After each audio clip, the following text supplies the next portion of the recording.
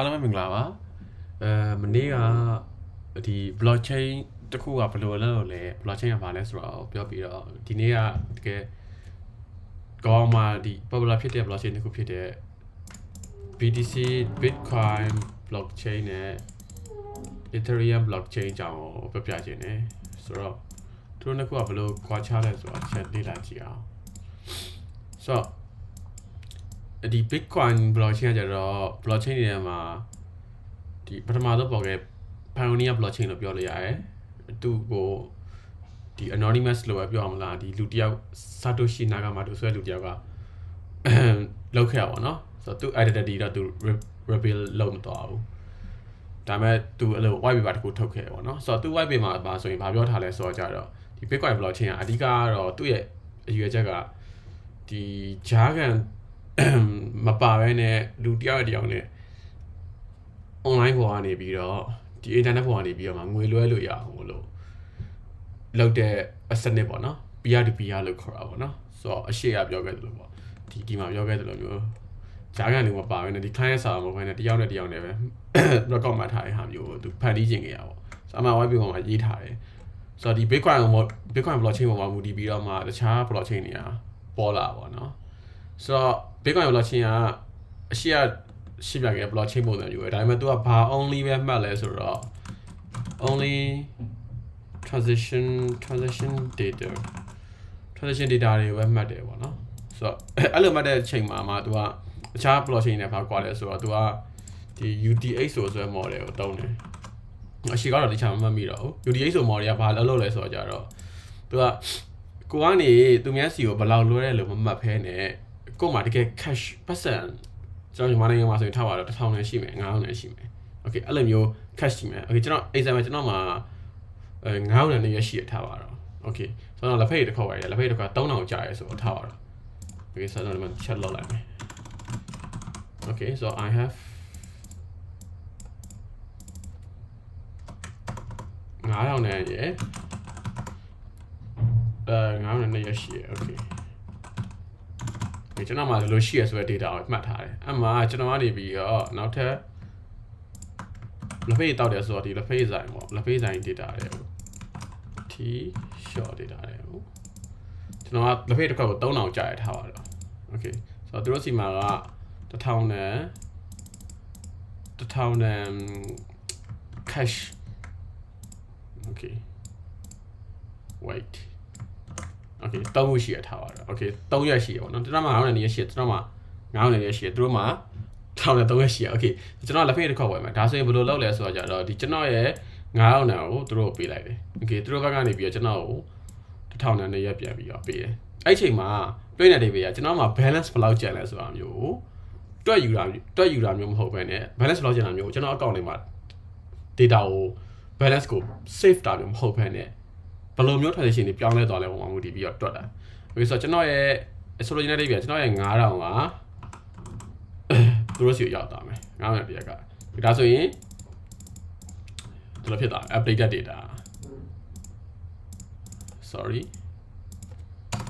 okay အမှသူတို့ကနေပြီးတော့ကျွန်တော်ဘယ်လောက်ပြန်ပေးမလဲဆိုလက်ဖေးတစ်ခွက်က3000ဆိုတော့1000နဲ့2ရက်ပြန်တယ်ပေါ့နော်။ Okay ဆိုတော့အဲ့ချိန်မှာနဲ့ဆိုတော့ဒီမှာဖြတ်လိုက်မယ်ဒါဆိုရင်ဒီမှာကြည့်မယ်ဆိုရင်ကျွန်တော်စီကိုကြတော့ updated data ဘာဖြစ်လာမလဲဆိုတော့1000နဲ့2ရက်ရောက်လာမယ်ဆိုတော့အဲ့ဒါပြန်စစ်ပြီးတော့မှကျွန်တော်မှာဘယ်လောက်ကျန်လဲဆိုတော့9000ကျန်တယ်သူတို့စီမှာဘယ်လောက်ရှိလဲဆိုတော့6000ရှိရဖြစ်သွားတယ်အဲ့ဒါဘာလို့ခေါ်လဲဆိုတော့ UTH model လို့ခေါ်ရဗျာတော့ balance ကိုမစစ်ဘဲနဲ့ဖြစ်သွားတဲ့ transaction တွေကိုမှမူတည်ပြီးတော့မှ check လုပ်တာဆိုတော့ Bitcoin ကပြောရမယ်ဆိုရင် Pioneer blockchain သူရင်ထွက်လာတယ်Satoshi Nakamoto ကတီထွင်တယ်ပြီးတော့သူ့ရဲ့ blockchain ကအရှိမပြခဲ့တဲ့ general blockchain လို့ပြောပုံစံတူတူပဲဒါပေမဲ့သူ့ရဲ့ block တစ်ခုချင်းစီမှာသူ့ရဲ့ data store လုပ်တဲ့အချိန်မှာ transaction data တွေကိုပဲ store လုပ်တယ်ကျန်တဲ့ application ဖြစ်တဲ့ data တွေ general ဆန်တဲ့ data တွေလူတွေရဲ့ data တွေဘာမှ store မလုပ်ဘူး only currency data တွေကိုပဲ store လုပ်တယ်အဲ့ဒါမှအတိအကျပြောရမယ်ဆိုရင်သူ့မှာ unit တစ်ခါရရှိပြီးသားသူတို့ Bitcoin blockchain မှာသုံးတဲ့ token ကို BTC Bitcoin လို့ခေါ်တယ်ဆိုတော့အဲ့ BTC data တွေဘယ်လောက် transaction ဖြစ်သွားတယ်ရွှေ့သွားတယ်ဆိုတာမျိုးအမှတ်ပေးတာဆိုတော့လုံးဝpurpose ကတခုတည်းနေအဲ့ BTC ကိုပဲရွှေ့လို့ချင်လို့အဲ့ဒါမှအခုခေတ်ဆိုရင်ထားရတော့အခုဒီဇင်ဘာ16မှာ BTC ဈေးဘယ်လောက်ရှိလဲကြည့်ကြည့်အောင် ခုဆိုရင်8000လောက်ရှိနေတယ်အဲ့ဒါဘာလို့လဲဆိုတော့အဲ့ဒီ BDC စလောက်ကနေပြီးတော့အခုချိန်မှာအဲ့ BDC တစ်ခုကိုဝယ်တဲ့လူတွေများလာလေအဲ့ BDC ဈေးကတက်လာလေဖြစ်လာတာဆိုတော့အခုထိတက်နေတာပေါ့နော်ထပ်ပြီးတော့များလာမယ်ဆိုရင်အဲ့ထက်ဟိုတက်လာနိုင်တယ်ပေါ့နော်များသောအားဖြင့်အဲ့ BDC တစ်ခုရဲ့အစိပ်ပိုင်းလေးတွေကိုခွဲပြီးဝယ်ကြတာပေါ့အဲ့ဒါကို Satoshi လို့ခေါ်တယ် SAT လို့ခေါ်တယ်ပေါ့နော်ဘယ်လောက်အတိအကျစိတ်သေးစိတ်ထားလိုက်တာကျွန်တော်လည်းတခြားမမှတ်မိတော့ Okay ဆိုတော့အဲ့ token ကို BTC လို့ခေါ်တယ် BTC ရဲ့ transfer လုပ်တဲ့ data တွေပဲမှတ်ထားတယ် blockchain ကို Bitcoin blockchain လို့ခေါ်တယ်သူရဲ့ purpose က internet ပေါ်မှာ anonymously ဒီ identity မပြဘဲနဲ့ပတ်စံလွှဲလို့ရအောင်လုပ်ပေးတဲ့ဟာတစ်ခုပေါ့ဆိုတော့တစ်ချက်သူ transaction data တွေဘယ်လိုမှတ်လဲဆိုတော့တစ်ချက်လေးလာကြည့်အောင်เนาะဆိုတော့ BTC မှာဆို BTC scam.org ဆိုတာရှိတယ်ဒါ transaction တစ်ခုရဲ့ဒီ data တွေပေါ့เนาะ information တွေပေါ့เนาะအဓိကကြည့်ရမယ့်နေရာဒီနေရာပဲရှိတယ်ဒီမှာနဲ့ဒီမှာဆိုတော့ဒီ errors ကနေပြီးတော့ဒီဘက်ကိုလမ်းပို့တယ်တကယ်တော့ဘလောက်ပို့လိုက်လဲလို့ပြောရမှာမဟုတ်ဘဲနဲ့ဒီပတ်စံဘလောက်ပေးလိုက်လဲဆိုတာမျိုးเนาะခဏတော့1000နဲ့200ပေးလိုက်တာလားဒီမှာဆိုရင် 2BTC လမ်းပေးလိုက်တယ်ဆိုတာမျိုးဆိုတော့သူ့ဘက်မှာ +2BTC ဖြစ်သွားတာသူ့ရဲ့ balance ကိုတွားကြည့်မယ်ဆိုအဲ့လိုဖြစ်သွားအောင်ပေါ့เนาะတကယ်တော့ဒီဘက်ကနေဒီဘက်ကို +2 ရောက်သွားတာဆိုတာမျိုးပြောတယ်ပြီးရင် fee တွေပါပြီးတော့နည်းနည်းပေါ်ရှိရပါတော့เนาะအဲ့ဒါရတော့အဲ့လောက်ကြီးကြီးခုလောက်တီးကြအောင်လို့အဲ့ဒါနဲ့ပတ်သက်ပြီးတော့ဒီဒီပြောပြနောက်ကြပါ Okay ဆိုတော့ Bitcoin အကြောင်းကိုသိပြီဆိုရင်ဒီ Ethereum အကြောင်းကိုသိဖို့လိုတယ် Ethereum ကကြတော့ခဏတော့လိုမျိုး Bitcoin လိုမျိုး Okay Ethereum ကိုဒီချွေခဲ့တဲ့လူက Okay စလုံးမောင်းအတန်းမထွက်တယ်လို့ Okay Vitalik Buterin ဖြစ်တယ်သူကရုရှားလူမျိုးပဲတကယ်တော့ Canadian မှာနေတာပေါ့နော်ဆိုတော့သူကဘာလို့ဒီ Ethereum ကိုထွင်ခဲ့လဲဆိုတော့သူက technology ကိုရစိတ်ဝင်စားပြီးတော့ဒီ Bitcoin magazine ဆိုရခေါ်တဲ့ community magazine ညာ online magazine မှာ editor အနေနဲ့လုပ်တယ်သူ content တွေလည်းရေးတယ် software တွေလည်းရေးတယ်ပေါ့နော်ဒီ blockchain နဲ့ပတ်သက်ပြီးတော့ Bitcoin နဲ့ပတ်သက်ပြီးတော့အဲ့မှာသူအဲ့လိုလုပ်နေတယ်ဒီ Bitcoin ရဲ့အားနည်းချက်ကကျတော့ဘာလဲဆိုတော့ only transaction data တွေပဲလုပ်တဲ့အတွက်ကြောင့်လို့ blockchain ရဲ့ usage က only for financial ဒီ financial ဒီကိုယ့်ရဲ့ပိုင်ဆိုင်မှုတွေကိုလွှဲချင်တယ်ဆိုရင်တခြားသူခြိုင်းမှာမခံချင်ပါပဲအဲ့ဒါကိုသုံးတဲ့ပုံစံဖြစ်နေတာတခြား use case မရှိဘူးဖြစ်နေတာသူကအဲ့ဒါကိုအဲ့ passport ကိုလုံးဝပြောင်းပြချင်တာအဲ့ဒါသူ Ethereum ကိုထင်ဖို့စူးစမ်းရတာပေါ့နော်ဆိုတော့ Ethereum ရဲ့ purpose ကကြတော့သူကဘာလို့ချင်တာလဲဆိုတော့ Ethereum ပေါ်မှာအကုန်လုံးလုပ်လို့ရချင်တာဒီ financial data တွေမဟုတ်ဘဲနဲ့လူတွေရဲ့ data တွေရောဓာတ်ပုံတွေရောအခုဆိုရင်ကိုသုံးရင်သုံးတယ်လား AI use case တွေပါဒီ blockchain ပေါ်မှာရလာပြီပေါ့နော်ဆိုတော့ကျွန်တော်တို့အများကြီးပြောရင်ရှုပ်တာမဆိုလို့ Okay ဒီနေရာမှာအရှင်းဆုံးပြောမယ် Okay ဆိုတော့ Bitcoin နဲ့ဘာကွာလဲဆိုတော့ကြတော့သူကကြတော့ not only transaction data တွေမဟုတ်တော့ပဲね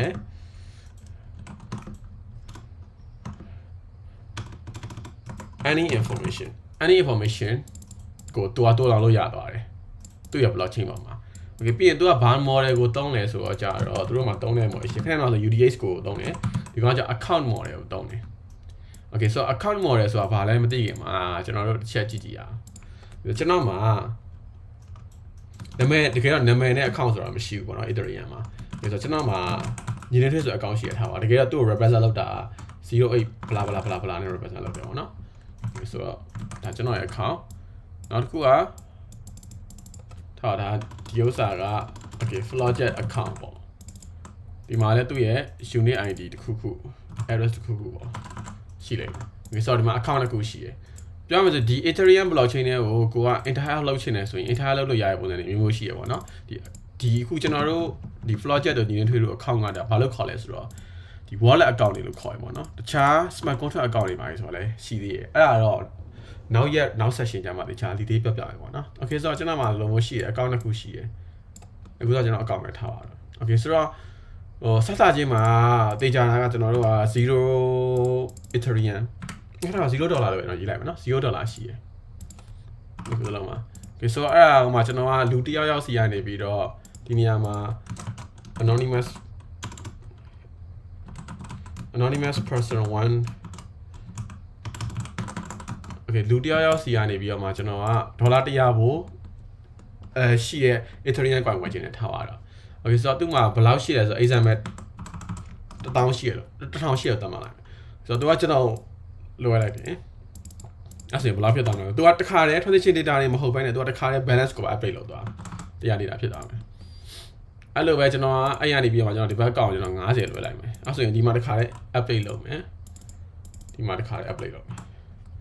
ဒီမှာအရင်တော့ကျွန်တော်တို့ကွာသွားတာကိုဟိုဘက်နဲ့မြင်ရမှာကကျတော့ account model ကိုသုံးထားတဲ့ကြောင့်မလို့ balance တွေကိုတစ်ခါလေး update လုပ်တယ် transaction data လည်း store လုပ်တယ်အဲ့ဒီအပြင်ဟိုမှာကျွန်တော်တို့က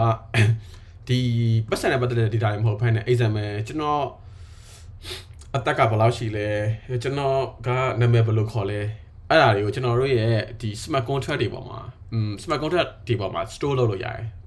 store လုပ်လို့ရတယ်ပေါ့နော်အဲ့မှာ smart contract ဆိုတာဗာလဲမေးစရာတခုရှိရပါတော့နော်အလွယ်တကူမှတ်မယ်ဆိုရင် तू က computer software တွေပဲ computer software တွေပဲဒါပေမဲ့ तू ကဒီဘယ်နေရာမှာအသုံးချလို့ရတဲ့ computer software တွေလဲဆိုတော့ကြတော့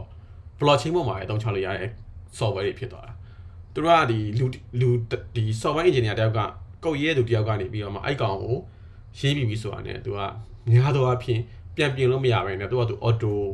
execute လုပ်နေတာပေါ့နော်အဲ့တော့ तू အမြဲတမ်း loop ပတ်ပြီးတော့အလုပ်လုပ်ပေးနေတာအဲ့ဒါ smart contract တွေလို့ခေါ်တယ်ဆိုတော့ကျွန်တော်တို့အဲ့ smart contract တွေပေါ်မှာကျွန်တော်ရဲ့ data တွေကိုတွားပြီးတော့တိုးလောင်းလို့ရတယ်ပေါ့နော် example ကျွန်တော်တစ်ချက်ကြည့်ကြည့်ရအောင်နော် example use case တွေပြဒီ poly market ဆိုတာရှိရယ် poly market ကဘာလဲဆိုတော့ဒီ American ကလူငယ်တယောက်လောက်ထားအခုတော့တော်တော်လေးနာမည်ကြီးနေပေါ့နော်ဆိုတော့ဘာလုပ်တဲ့ဟာလဲဆိုတော့အလွယ်တကူပြောမယ်ဆိုရင်လောင်းဝသားလုပ်တဲ့ဟာလို့ပြောလို့ရတယ်ဒါပေမဲ့သူတို့ကတော့ဒီမလား legalize ဖြစ်အောင်လို့ voting ပေးတဲ့ဟာမျိုးလုပ်ထားပါပေါ့နော်ဆိုတော့ကျွန်တော် sport ကိုတစ်ချက်ကြည့်ကြည့်အောင် okay sport မှာဆိုရင်ထားပါတော့ okay ဆိုတော့ဒီမှာ volume ဝဲနဲ့ပတ်သက်တာပဲကောင်းမယ်ဟုတ် okay ဆိုတော့ဒီမှာ Newcastle နဲ့ Chelsea နဲ့ကျွန်တော်တို့ဒီမှာဒီ၃ခုပဲပြလိုက်မယ်နော်ဘယ်သူနိုင်မလဲပေါ့ Newcastle နိုင်မလား Chelsea နိုင်မလား draw ဖြစ်မလားဆိုတော့ကျွန်တော် Newcastle နိုင်တာကိုဒီ euro 36 euro ထည့်လိုက်မယ်ဆိုရင် okay ဆိုတော့ထည့်လိုက်မယ်ထည့်ပြီးသွားပြီဆိုရင်ကျွန်တော်တို့ကဒီမှာကို36 okay yes okay ပြီးရင်ဒီမှာဘယ်လောက်ထည့်မလဲဆိုတော့ထည့်လိုက်မယ်ထည့်ပြီးသွားရင်ကျွန်တော်ဒီ trade ကိုနှိပ်တာနဲ့ဒီကောင်ပုံမှန်ဆိုရင်ဒီ poly market server ကိုရောက်သွားမှာဒါပေမဲ့တကယ်တော့ဒီ poly market က blockchain တော့ကျတော့ polygon blockchain ကိုသုံးထားတာ ethereum blockchain တော့မဟုတ်ဒီ polygon blockchain ကိုသုံးထားကြအောင်လို့ဒီကိုလောင်းလိုက်တဲ့ data okay ဆိုပြောရတဲ့ဒီမှာကျွန်တော် account ကနေပြီးတော့ Newcastle နိုင်မယ်လို့လောင်းလိုက်တယ်အဲ့လောင်းလိုက်တဲ့ data ကိုသူကတွားပြီးတော့မှတ်သွားတာသူ့ရဲ့ smart contract မှာမှတ်ပြီးသွားပြီဆိုတာနဲ့ဒီ event ဒီပွဲပြီးသွားပြီဆိုတာနဲ့နိုင်တဲ့သူတွေကိုပြန်ပြီးတော့အမ်းမယ်ရှုံးတဲ့သူတွေကပတ်စံပြန်ပြီးယူတာမလို့ပေါ့နော်ပြီးရင်ကြံတဲ့ပတ်စံ amount ဒီသူ့ရဲ့ smart contract ထဲမှာပဲကြံခဲ့မယ်ဆိုတော့အဲ့ပတ်စံဘယ်သူမှယူလို့ရတယ်ဆိုတော့ရှင်းရှင်းလေးပဲဒီ poly market ပိုင်တဲ့ company ကပဲပြန်ပြီးတော့ withdraw လုပ်လို့ရတယ်ဆိုတော့အဲ့ဒီအကုန်လုံး smart contract တွေပဲ check ဟိုထိန်းချုပ်သွားအောင်ပေါ့နော်အဲ့ smart contract အကြောင်းတော့နောက်ကျမှအသေးသေးရှင်းပြမယ်ပြောနေတဲ့ data လူတွေရဲ့ဒီဒါဆိုရင်လောင်းကစား data လို့ပြောလို့ရတယ်ပေါ့နော်ဘယ်အသင်းကိုလောင်းလိုက်တယ်ဆိုတဲ့ data မျိုးအဲ့ data မျိုးကိုဒီ smart contract ပေါ်မှာ polygon blockchain ပေါ်မှာတင်ထားတယ်အဲ့လိုပဲ ethereum blockchain ကလည်းပဲအဲ့လိုမျိုးတင်လို့ရတယ်ပေါ့နော်ဆိုတော့ဒါက account model နဲ့လောက်ထားတဲ့ ethereum blockchain အကြောင်းပြောသွားတာဆိုတော့ဒီ blockchain တစ်ခုမှာဆိုရင်ရှင်းကြည့်မယ်ဆိုရင် bitcoin blockchain ရဲ့ငွေကြေးစနစ်ဒီငွေကြေးဒီ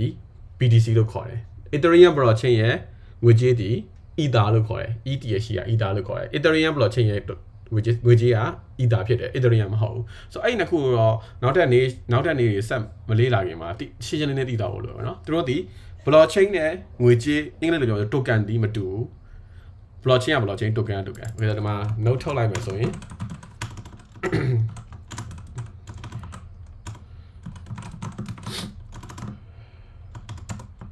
BTC Bitcoin မှာဆိုရင်သူ့ရဲ့ငွေကြေးက BTC token က BTC Ethereum မှာဆိုရင်သူ့ရဲ့ငွေကြေးက Ether အတူက ETH လို့ခေါ်တယ်ဆိုတော့အခုလောလောဆယ်အရဆိုရင်ပြန်မြပေါက်သေးရ$8,000 လောက်ရှိတယ်ပြန်မြတယ်အတိအကျတော့ကြည့်လို့ရတယ်ဒီကောင်က$3,000လား$2,000လားမသိတော့ဘူး2900 okay 2900ရေးလိုက်2900နီးပါးလောက်ရှိတယ်နောက်ကြရင်ဒီလိုမျိုး token တွေကဘယ်လိုမျိုး value ရှိလာလဲပတ်စံဘယ်လိုမျိုးတန်ဖိုးရှိလာလဲဆိုတာမျိုးလေးလာမယ်အချက်တွေပါတယ်ဒီ100 days of blockchain မှာဆိုတော့အဲ့ဒါစိတ်ဝင်စားရဆိုရင်တော့တခြားအများကြီးစောင့်ပြီးတော့ live ဖတ်ကြည့်ကြည့်ပါနော်ဆိုတော့ okay ဆိုတော့ဒါက Bitcoin နဲ့ Ethereum blockchain ရဲ့ဒီ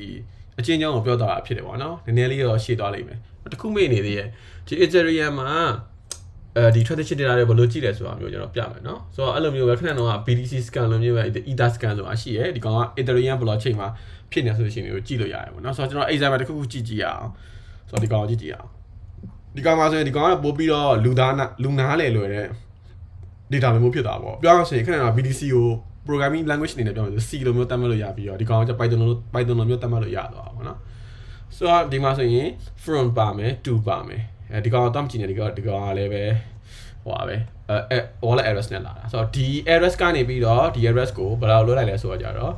0.012 Ethereum $35ကိုလွှဲလိုက်တယ်ဆိုတာမျိုးပြောတာဒါပေမဲ့ဒီကောင်ကတော့ဒါ transaction ကပတ်စံလွှဲတဲ့ transaction only မို့လို့တချို့ transaction တွေရှိတယ်ဘယ်လိုမျိုးလဲဆိုတော့ data တွေလွှဲတဲ့ transaction ရှိတယ်ဒါဆိုရင်တိတာတယ် 0 ETH ဆိုတော့ဒီကောင်ပတ်စံလွှဲတာမဟုတ်ဘူးဗျာဆိုတော့ကြည့်အောင်ဒီမှာဆိုရင်ပြောရမယ်ဆိုရင်ဒီကောင်ကလည်းရှုပ်တာရေပေါ့နော်ဒါကိုပြောဖို့ကဒီကောင်ကဒီ decentralized finance နဲ့ဆိုင်တာဆိုတော့ဒီဥစ္စာကိုပြောလို့မရအောင် contract ကောတစ်ခုခုပြနေတာ okay ထားပါတော့တကယ်ဒီ Ethereum မှာကျတော့ပတ်စံလွှဲရမှာမဟုတ်ဘူးတခြား action တွေလုပ်လို့ရတယ်အဲ့ဒါကိုသိထားရဆိုရင်ရတယ်ဗျာနောက်နေ့တွေမှာတစ်ချက်တခြားပြောပြမယ်okay ဆိုတော့ဒီနေ့ဒီလောက်ဆိုရင်တော့လည်းများသွားပြီတော့ထင်တယ်နောက်နေ့ဒီပြောမယ်ဟာကိုတစ်ချက် follow လုပ်ပြီးတော့စောင့်ကြည့်လို့ရတယ်ပေါ့နော်ဆိုတော့အားလုံးပဲ good night